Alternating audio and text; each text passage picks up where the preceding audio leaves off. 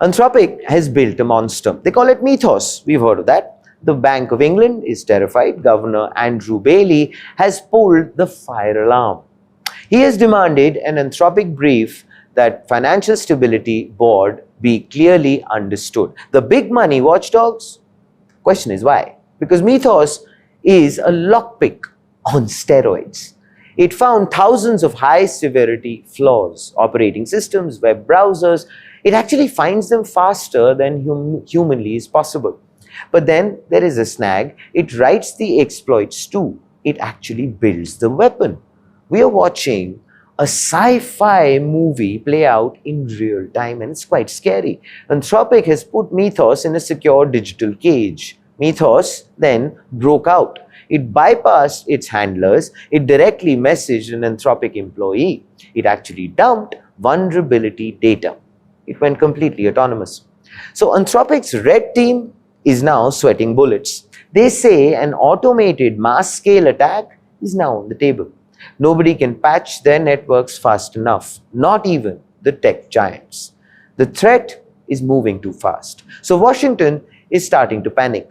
Treasury Secretary Scott Bessent is on the phone. Fed Chair Jay Powell is hauling in major bank CEOs. UK regulators are starting to, voice their opinions loudly at their financial institutions to audit defenses as of yesterday. But here comes where the conversation starts to get, narrative. The White House has stepped in. They told Anthropic to lock the doors. Only 40 organizations get to use Mythos to fix their code. Amazon, Microsoft, JP Morgan, Chase, the American VIPs. Europe, by the way, is locked out.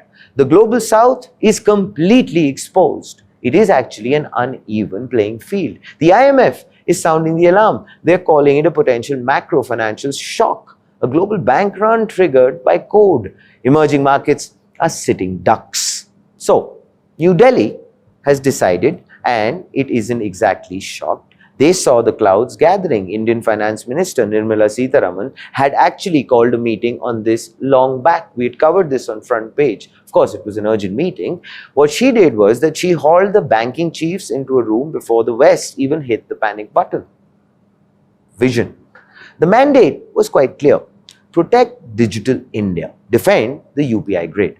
So, we have billions of microtransactions zipping around every single second.